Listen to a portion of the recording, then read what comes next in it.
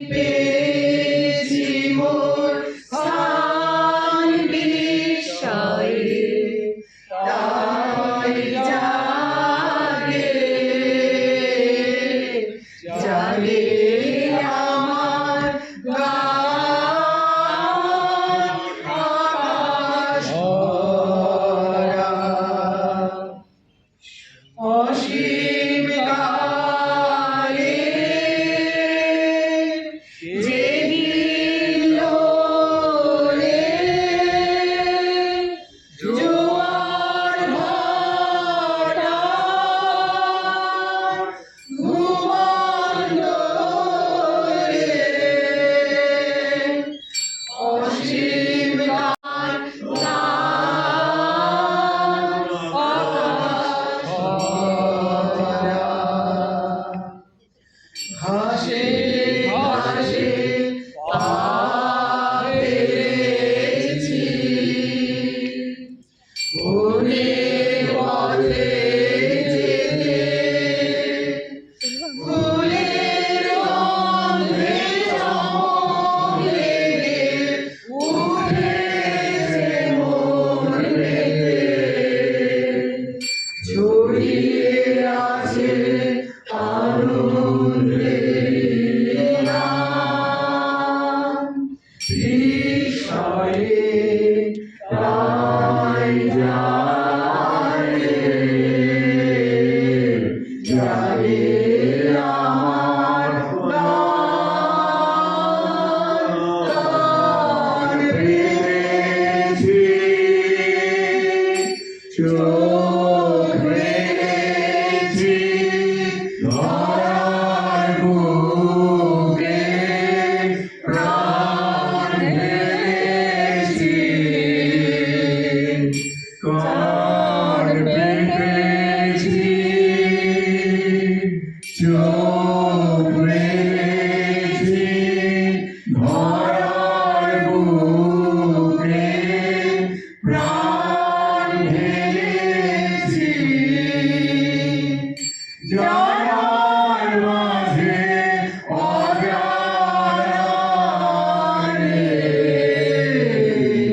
ঘুরেছি।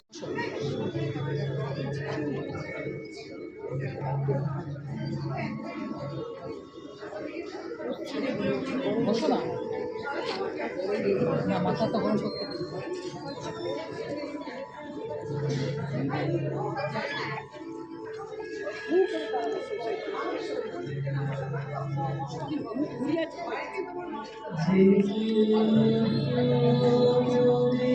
দিয়েছো সুখ, দিয়েছো তারি পরিচয়, সবারে আমি জেগে ভোরে দিয়েছো সুখ, দিয়েছো তারি পরিচয়, সবারে আমি নমি জেগে ভোরে দিয়েছো দুঃখ, দিয়েছো তারি পরিচয়, সবারে আমি নমি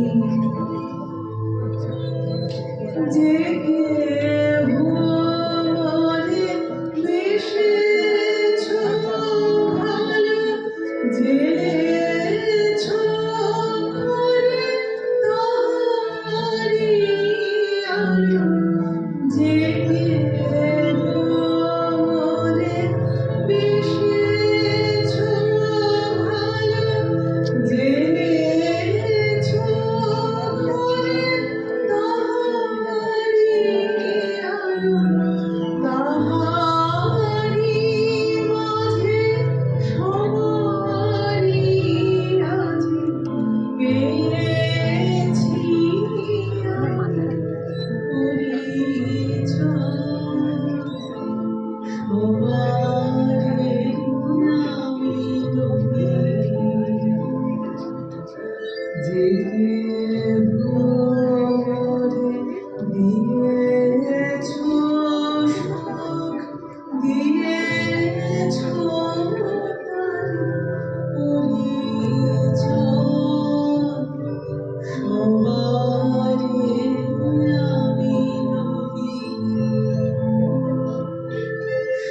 সবারে আমি নদী।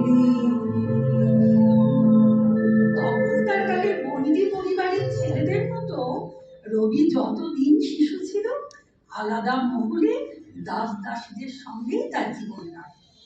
1919 আগমনী পত্রিকায় মাতৃবন্দনা নামে 6টি কবিতা মায়ের চরণে প্রণাম জানিয়ে প্রকাশ করলেও মাকে উৎসর্গ করা হয়নি তার কোনো রচনায়।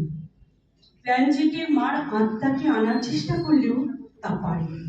শৈশবের স্মৃতি ফিকে হয়ে যাওয়ায় হয়তো মায়ের মুখ, তার স্মৃতিগুলো আর আগের মতো মনে পড়ে না। মাকে আমার পড়ে না মনে, শুধু কখন খেলতে গিয়ে হঠাৎ অকারণে একটা কি সুর উন্মরিয়ে কানে আমার বাজে। সেই কোন বালক বয়সে মাকে হারিয়ে সেই স্মৃতি আজ অস্পষ্ট। শৈশবের স্মৃতি রোমন্থন করতে বসলে মায়ের মুখ মনে করতে পারি না, কিন্তু মায়ের স্পর্শ, মায়ের রান্না, মায়ের গান, মায়ের প্রতি ভালোবাসা আর গভীর শ্রদ্ধার পাশাপাশি মায়ের সান্নিধ্য হারানোর বেদনা আমাকে কাতর করে তোলে। হে জননী, ফুরাবে না তোমার যে দান, শিরায় শনিতে তাহা বহমান। 1908 অগ্রহায়ণে শান্তিনিকেতনে মন্দিরের উপাসনায় একটা স্বপ্নের কথা মনে পড়ল। বলে অতি নিতান্ত বাল্যকালে আমি মাতৃহীন। আমার বুড়ো বয়সের জীবনে মার অধিষ্ঠান ছিল না। কাল রাতে স্বপ্নে দেখলুম আমি যেন বাল্যকালেই রয়ে গেছি। গঙ্গার ধারে বাগান বাড়িতে মা একটি ঘরে বসে রয়েছে। মা আছেন তো আছেন, তার আবির্ভাব তো সকল সময় চেতনাকে অধিকার করে থাকে না। আমিও মাতার প্রতি মন না দিয়ে তার ঘরের পাশ দিয়ে চলে গেল। বারান্দায় গিয়ে এক মুহূর্তে আমার হঠাৎ কি মনে হলো জানি না, আমার মনে হলো এই কথাটা জেগে উঠল যে মা আছেন। তখন তার ঘরে গিয়ে তার পায়ের ধুলো নিয়ে প্রণাম করল। তিনি আমার হাত ধরে আমাকে বললেন, তুমি এসেছো। এইখানে স্বপ্ন ভেঙে গেল। আমি ভাবতে লাগলো তিনি আছেন এটা জানি, এতে সন্দেহ নেই, কিন্তু যেন নেই এমনি ভাবেই তো সংসার চলছে। অন্ন, জল, ধন, জন সমস্তই আছে, কিন্তু সেই স্বরটি, সেই স্পর্শটি কোথায়? শুধু তিনি এখন আমার হাতটি ধরে বলছেন না তুমি এসেছো।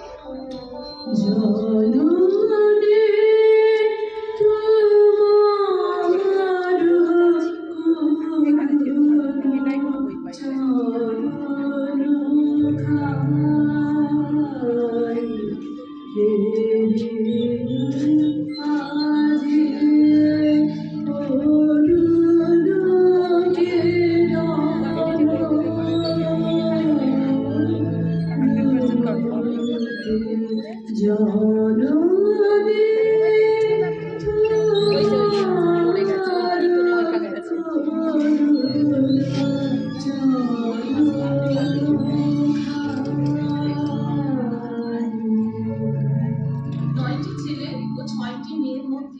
আমি ছিলাম চতুর্থস্তম্ভ সন্তান। জোড়াসাঁকো বাড়িতে একেবারে রাজরাজেশ্বরী হয়েই ছিলেন আমার মা শারদাসুন্দরী। কোমলবর্ণ চেহারা, সুন্দর মুখাকৃতি, তাকে গানের মতো লাগে। শুনেছি স্থূলতার কারণে তিনি বেশি নড়াচড়া করতে পারতেন না, সন্তানদের দিকে সকলের দিকে নজর দিতে পারতেন না। বিরাট পরিবারের সব দায়িত্ব সামলাতেন, কারণ পিতা সবসময় বাইরে বাইরে ঘুরে বেড়াতেন, কখনো জমিদারিতে, কখনো উত্তর ভারতে, কখনো হিমালয় পাহাড়ে। শুনেছি মায়ের বিয়ের সময় তার শাশুড়ি দিগম্বরী দেবী ও দিদি শাশুড়ি অলকা সুন্দরী জীবিত। ধর্মপ্রাণ হিন্দু নারীর মতো দুজনেরই অপরিমিত ভক্তি ছিল দেব ও দিদির। গৃহদেবতা লক্ষ্মী জনার্দন ছাড়াও এ বাড়িতে দুর্গা ও জগদ্ধাত্রী পূজা হতো মহা সমারোহে। পিতার অনুপস্থিতিতে মা তার শ্বশুর শাশুড়ি দিদি শাশুড়ি, তার সঙ্গে নিজের ছোট ছোট ছেলে মেয়েদের নিয়ে সাংসারিক দায় দায়িত্ব সামলাতে নিপুণ ভাবে। বাড়ির বাইরে থেকে বিশেষ বার হতেন না, তবে পেনেটির বাগান বাড়িতে দু একবার গিয়ে থেকেছেন। মাঝে মাঝে গঙ্গা স্নানে গেলে মাকে পালকি সমেত জলে চুবিয়ে আনতো বেহারারা। পিতা ব্রাহ্মণ ধর্ম গ্রহণ করলে জগদ্ধাত্রী পুজো উঠে যায়।